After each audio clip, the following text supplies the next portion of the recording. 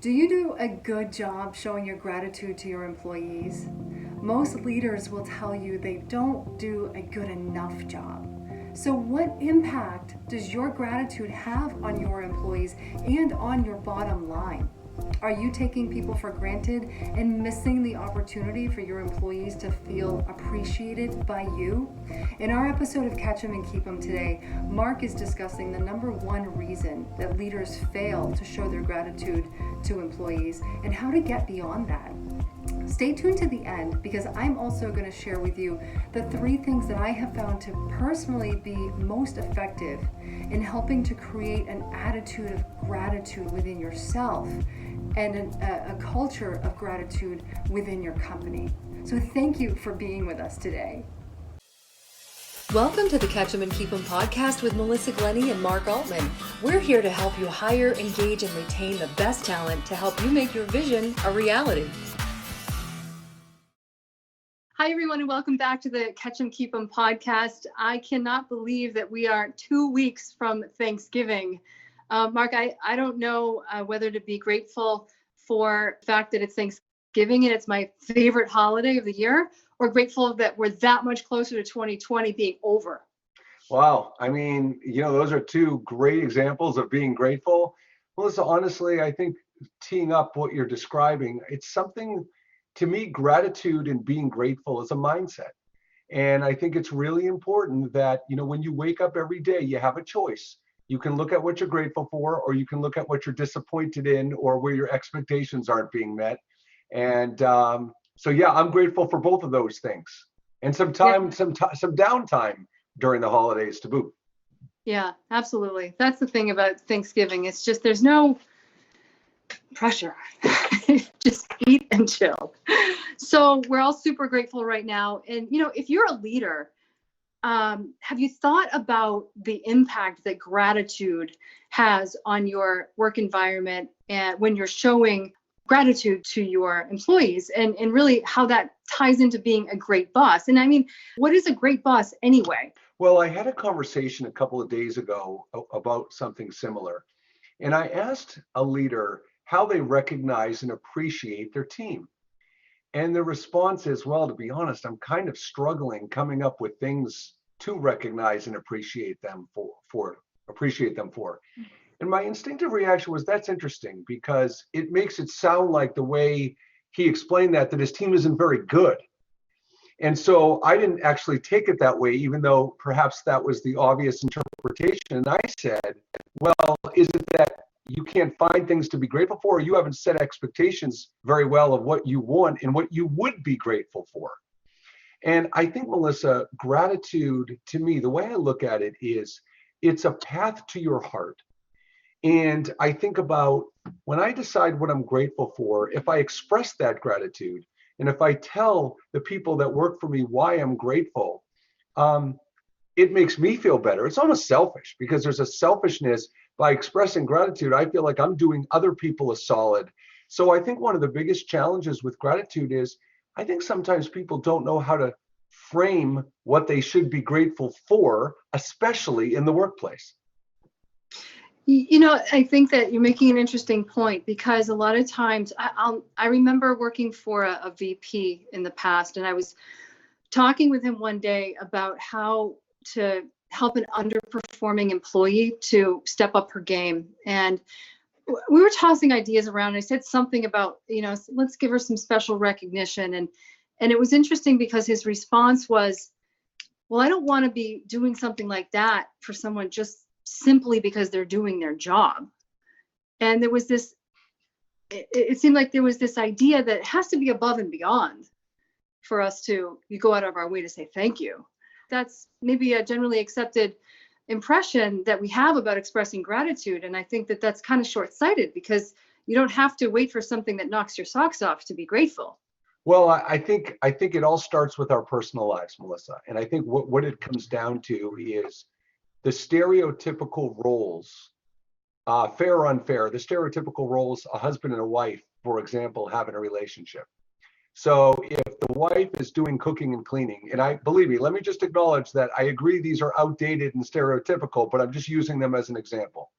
If the wife's doing cooking and cleaning and the husband's out doing errands, okay, then how often do the husband and wife actually acknowledge one another for the things they're quote unquote supposed to be doing, or the things they do in the everyday part of their life? For me, when people cook for me, I'm so excited when people cook for me that I make sure I'm very grateful to that. And so I use that as an example because there are standard things we all do every day that are just have become part of our responsibilities and part of who we are, but we don't not get credit for them. Like, why, if it's supposed to be what we're doing, do we not get credit? And so I think in the workplace, part of the challenge is if you fulfill every requirement or most requirements on your job description.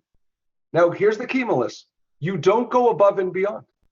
You do exactly what is asked of you, and you're good at doing what's asked of you. Why aren't we grateful for that? Like, why does that not count? Yeah. Well, I don't know if you've had the experience of, an employee, maybe somebody that's a key support to you going away on vacation and you cover for them. And man, when they come back, it's like, wow, am I glad you're here. but we take for granted over time, I think, and we don't realize that in some cases, I think even we might even feel like the job isn't getting done exceptionally well. So, why would you express all this gratitude when, you feel like it could actually be better? But at the end of the day, as leaders, we have to make decisions about what to delegate. And the sheer fact that we can hand something off, it's done reasonably well, it allows us to move forward and, achieve things that we've decided need to be on our own plates. I think that there's really value in that. And I think expressing gratitude for people simply because they're able to support you in that way, that can be the very simple way of going about it. Well, and I think you touched upon something, Melissa, that goes under the radar a lot. And that is, it's a variation of what I said. When people do their job, but maybe not perfectly. And maybe not the way you as the boss would have them do it. Maybe you'd have them do it a little different way. Maybe you'd have them do it a little quicker, a little better, whatever. And I think that takes away some gratitude sometimes, because it's one thing for people to do it, but if they don't do it up to your standards and your level of performance, I think as leaders often get distracted by that and also forget the importance of gratitude in situations. I was doing some research in preparation for this show for a little while, and some of the stats that I came across were really interesting. There was a study out of the University of Pennsylvania that was done on call center salespeople, and they determined that the results of the calls in successfully selling increased by 50% when the employees and managers expressed to them that they were grateful for them. And so it's really interesting to me how I think when I think about gratitude and expressing that to employees, I think we would all generally expect that they're going to be more engaged when they're being shown gratitude. But some of the benefits that came out of that study were really interesting, aside from just the increased success on the job itself, but the employees, their health, their immune systems, less sick time, better blood pressure, better ability to handle stress and things of that sort. So, it kind of has this cascading effect across the whole population. And I know that you coach a lot on employee engagement. And so I'm curious to know how you approach executives in this concept of showing appreciation to employees. And sometimes it's difficult because of course their folk tend to be focused on ROI, and it's very difficult to quantify time and energy spent in employee appreciation. So when they're choosing their key initiative, it may seem like, oh, that's kind of fluffy, like, well, why do we want to be focusing our energy on that? Do you run up against any resistance, and what do you say to help them realize the benefits? Well, a couple of things. So first, I think there are two areas that I try to coach leaders on when it comes to gratitude. One is looking for non-obvious opportunities to be grateful. And I'll give you two perfect examples. One is if you're having a meeting, and people are being inundated with meetings, it seems these days, but if you're having a meeting and you have someone that speaks up in the meeting that doesn't normally speak up, and you as a leader pull that person aside after the meeting and say, listen, Melissa, I got to tell you, I know you don't usually speak up in meetings, but I thought the point you made was awesome today. I really appreciated your contribution. I really value your input. and I'm really appreciative of it all. That person has probably never got a compliment like that in their life. Because if they don't normally speak up, and then all of a sudden they have the confidence and courage to speak up, and now you're being recognized for it and you're being appreciated for it, that's an example of a non-obvious compliment. And my other non-obvious compliment, Melissa, would be when you're working on a habit change.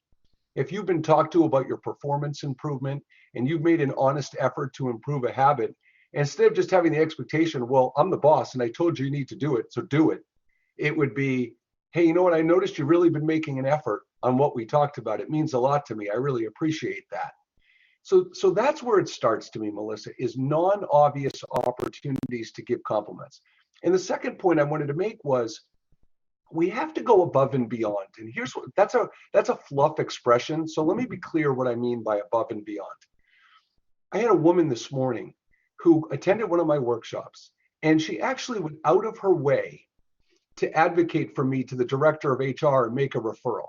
She didn't have to do that. She could have just sent me the guy's name and contact information, but she reached out at my request on my behalf.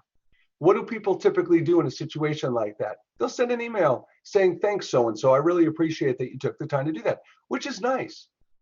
But what if I did something more than that? What if I sent her a $25 Starbucks gift card?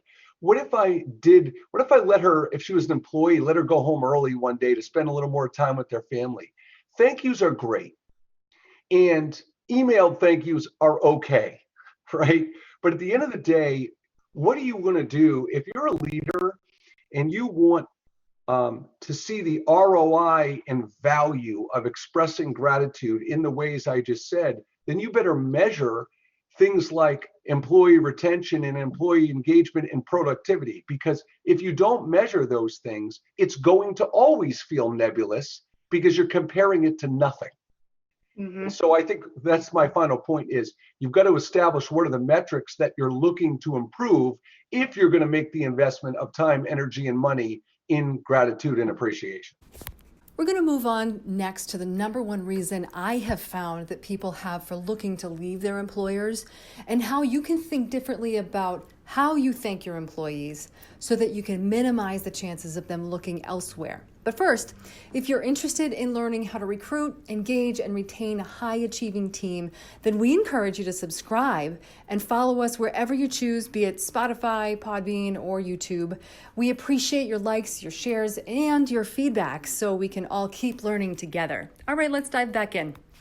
The other day, I was just thinking about how many interviews I've done, and on my average week, based on the number of years in the industry, which I'm going to stop talking about the number of years I've been doing this now. I think we all get it. I've done over 20 something thousand interviews at this point. And if I had a nickel for every time I spoke with someone who was looking for a new job because they felt like they weren't valued in their current position, I might not be retired, but I'd be a lot richer.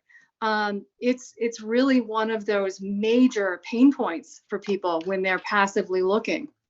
So, I bring that up because, to your point, I think that a lot of times managers just don't know really how to say thank you to employees in proper ways. And there's something that you said that really resonated with me, because I think it's important, and you're so good at this. I observed this in the past in the way that you compliment and you say thank you to people, is that it's different when you say thank you to someone for producing a result, essentially thanking them for that result, than when you say thank you for, I'm grateful for you. It's a totally different way of expressing your gratitude.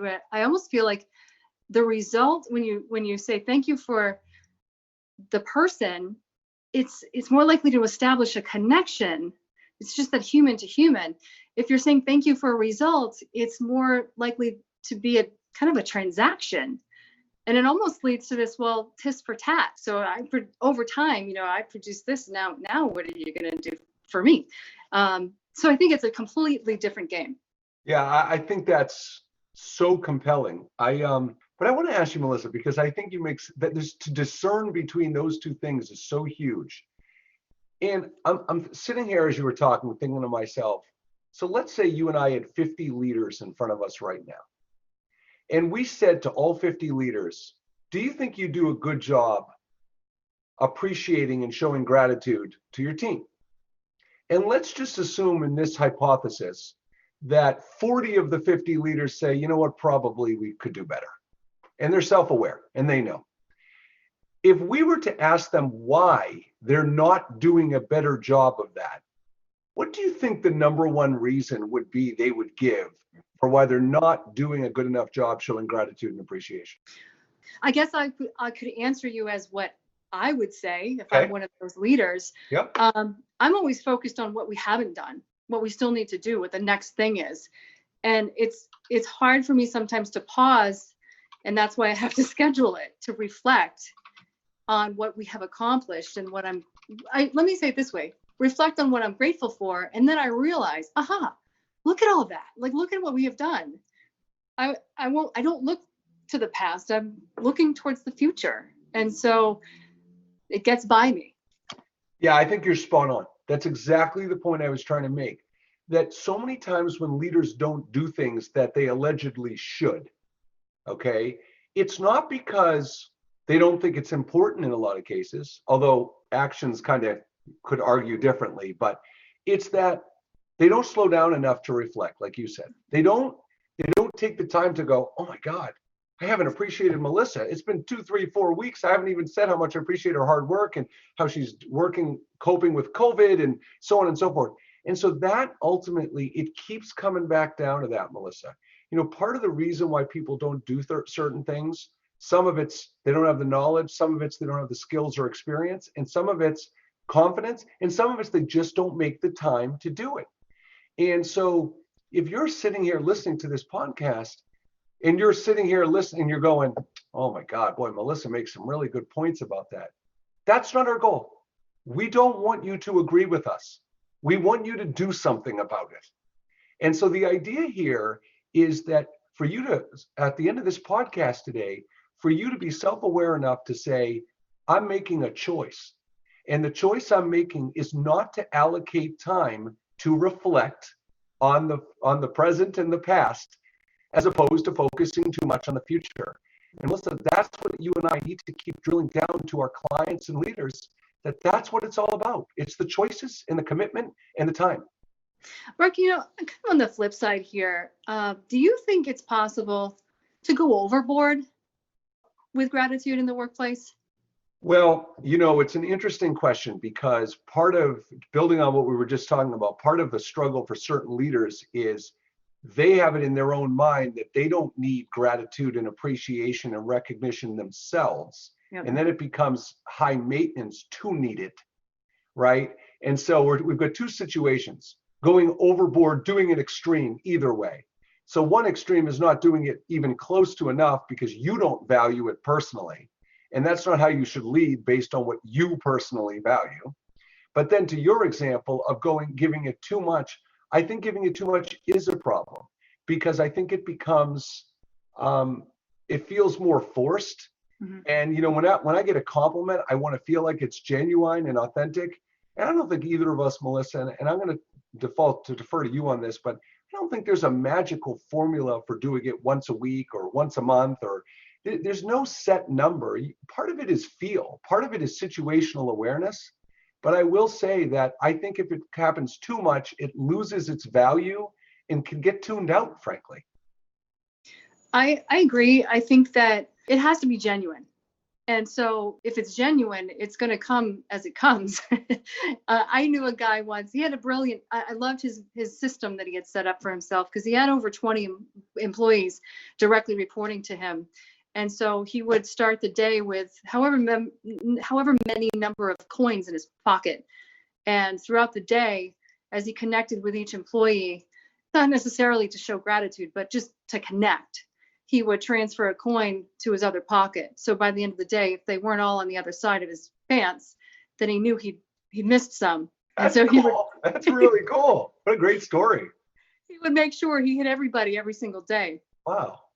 So, I think that having that kind of a system, just something to keep you aware, is a good idea, a good mechanism. But, to your point, I don't think that you can genuinely have an opportunity every single day. You can't really force when that's going to happen, to show gratitude. And I think the other thing too is, like you've talked about love languages, and every individual is different. And I've noticed times in my career as a manager when my intention was positive, and the way that my message came through, or the way that I expressed the appreciation to someone, it didn't quite land the way I was expecting it to. And as I reflected on things, I realized, everybody wants to be appreciated and recognized, I think, in individual ways. And it's up to the leaders to understand their people enough to be able to know, for one, what's going to feel good and what for another might actually feel uncomfortable. So I think that when we ask, is there potentially too much or overkill? Yeah, and it can be an individual situation. Well, I want to give you and give our listeners a very specific example related to gratitude around giving feedback and receiving feedback. And I'm going to give you I have this thing, Melissa, I do with conversation intelligence. It's called Rookie Pro All-Star.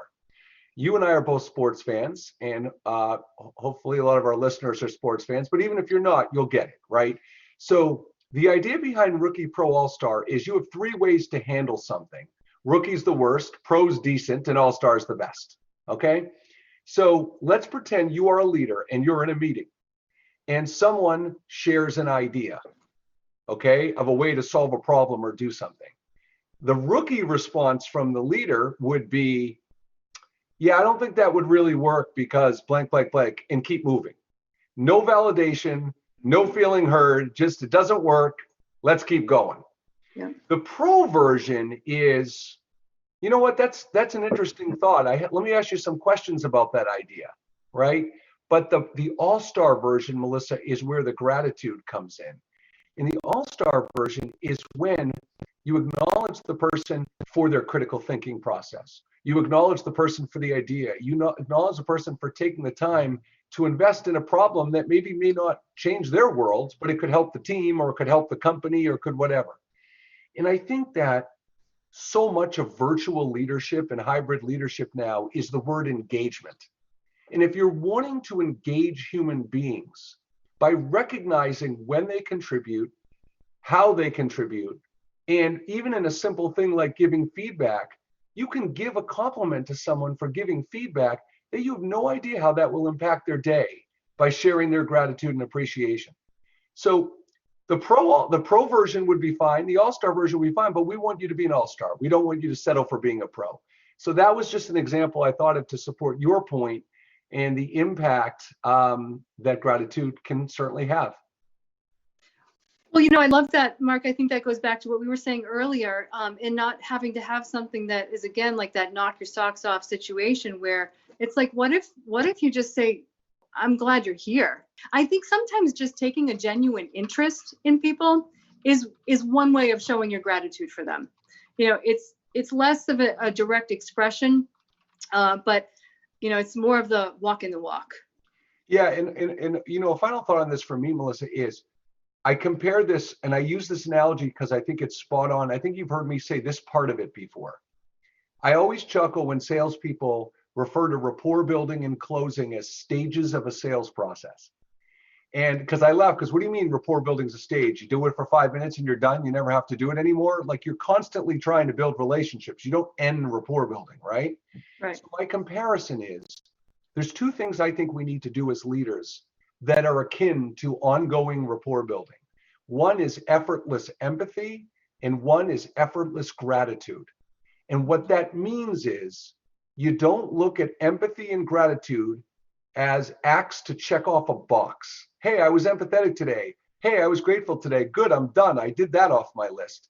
If you're effortlessly empathetic and grateful, you're constantly looking for opportunities to be empathetic and grateful. And that's what has to happen. It can't be considered a chore or a burden or a box check or, oh, I have to be empathetic today or I have to be grateful today. Is, who can I appreciate today? Who can I thank today? Who can I be grateful for today? That's the mindset shift that's going to take place, Melissa. Mark, I think that's great. And, in closing, I would also say that I would just share my final thoughts are, I guess I would give 3 tips from my personal experience. I know everybody's probably heard of keeping a gratitude journal. And for me, I think it served exactly what you were just talking about. It seems to flip a switch in your brain where the automatic response becomes, God, that coffee smells good. Wow, that is so great. And then you walk out of the house and the sun, oh my God, look at the sun. Oh, that's great. And it just continues to spill and gain momentum. So then naturally, when somebody, not even necessarily when somebody does something, but just the sheer fact that they're there and they're contributing, and it's hard to not feel grateful. It just becomes your modus operandi. So that's one thing that I found to be very important for myself. And then I have 2 quick points on the way that I've kind of created a culture of gratitude in my business. We have a spot in our meetings that's basically a gratitude spot for each person. Not every single meeting. It's usually our all hands meeting that would happen either weekly or bi-weekly. And we would just start the meeting by going around the table. Everybody takes like 30 seconds and just says what they're grateful for the day. And it's really a way of getting our hearts and our minds just kind of sync together in a way that I've just found that the energy in the room is more, it facilitates the flow, and it's just comfortable and easy. And then last but not least, when I have a day where I'm struggling and I'm really, having a hard time staying in the right headspace, I have found it to be so powerful to just sit down, grab a note card. I keep a bunch by my desk, and think of someone and just write them a heartfelt note of gratitude. And it's for them and for myself. I've had some people call me in the past and say, wow, this one is going to stay with me forever. So I would just put those things out that I've kind of stumbled on that have been helpful for me, and hope that, like you're saying earlier, don't just listen to this and move on, but please take some action, because this is really powerful stuff. Yeah, and just to emphasize what Melissa's saying, heartfelt note. Before you start telling yourself heartfelt note, you need to block out a half hour of your day. Heartfelt note can be 5 minutes, a few lines, just to let someone. It's not about It's not about quantity of words. It's just about the gesture of doing it. So great call, Melissa. So, well, Mark, I think this is a great topic. It's certainly timely, but there's also so much that's really evergreen. So I hope that this is something that continues to help our audience and their loved ones as well. I hope so too. And I want our listeners to remember that, Melissa and I, but our respective companies, Franklin Professionals and Mindset Go, everything we do is based around habit change and based around facilitating sustainable long-term success and behaviors. So gratitude is one of our key ingredients to having that happen. So if you're trying to figure out, well, how can I use Mark and Melissa? They're talking about gratitude. Well, we can help you with the strategy and how to incorporate that, as Melissa said, into your culture, into your leadership team, et cetera, et cetera. All right, everyone, I have one last thing for you today. It's a question. What are you going to do now? I hope that you can take one thing from today and just do it, or share it with your friends or your family, or ideally do both. And then we would love to hear your feedback. What did you choose? What's the impact that you're seeing? Help us to continue to spread this word. We're so appreciative for you being here, and we appreciate that you care about this stuff and really care about making your operation and the lives of the people that you work with as best as can be, and of course make the biggest impact on the business that you are leading. So next month, we are looking forward to having you back. We're going to be discussing new approaches to goal setting for your recruiting plans in 2021. I know I'm personally really excited to hear about some things that Mark has been developing that's brand new. So thank you again for being here. We look forward to hearing how things are moving forward as a result of the things you're learning and doing. And until next time, be well and be grateful. Thanks for joining us on the Catch 'em and Keep 'em podcast. Don't forget to like, share, and subscribe so you don't miss us next time. In the meantime, remember that engaging your people is a daily task and recruiting is a process, not an event. If you need help, just ask. Connect directly with Melissa at franklinprofessionals.com and Mark at mindsetgo.com.